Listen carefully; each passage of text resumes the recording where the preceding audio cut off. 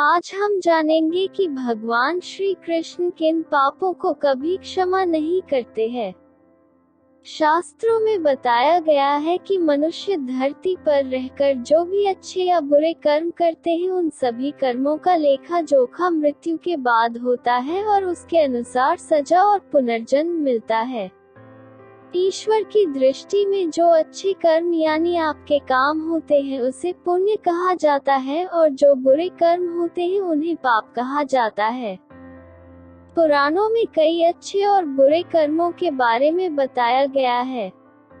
गरुड़ पुराण और कठोपनिषद में तो ये भी बताया गया है कि मनुष्य को अपने पाप कर्मों के कारण मृत्यु के बाद अलग अलग तरह के पापों के लिए कौन कौन सी सजाएं दी जाती हैं।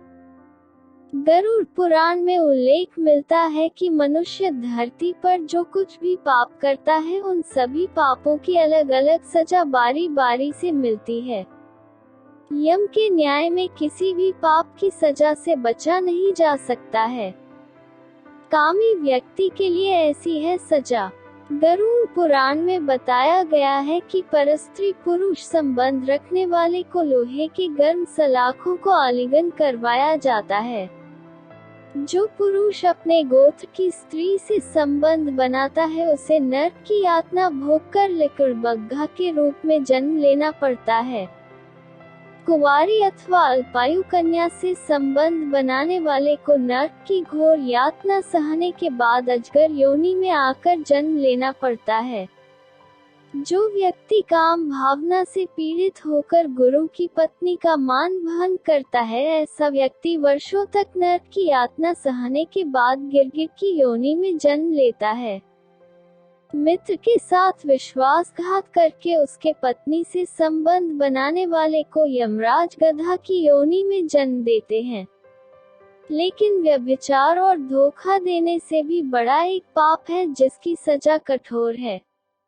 महाभारत के समय एक व्यक्ति ने ऐसा पाप किया था, लेकिन आजकल बहुत से लोग ऐसे पाप करने लगे हैं। जानिए वह पाप क्या है और इसकी सजा क्या है। कृष्ण की दृष्टि से यह है सबसे बड़ा पाप। भगवान श्री कृष्ण की दृष्टि में जो सबसे बड़ा पाप है वह है भ्रूण हत्या।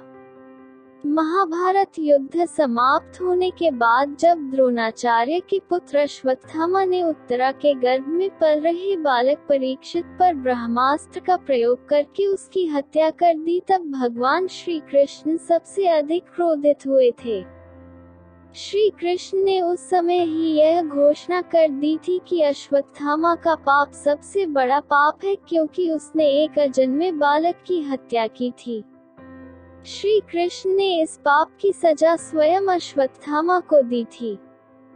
श्री कृष्ण ने अश्वत्थामा के सिर पर लगा चिंतामणि रत्न छीन लिया और शाप दिया कि तुमने जन्म तो देखा है लेकिन मृत्यु को नहीं देख पाओगे, यानी जब तक सृष्टि रहेगी तुम धरती पर जीवित रहोगे और कष्ट प्राप्त करोगे।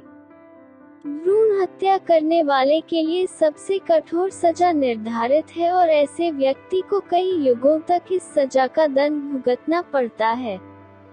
ऐसे ही और ज्ञानवर्धक वीडियो देखने के लिए कृपया हमारे चैनल को सब्सक्राइब कीजिए।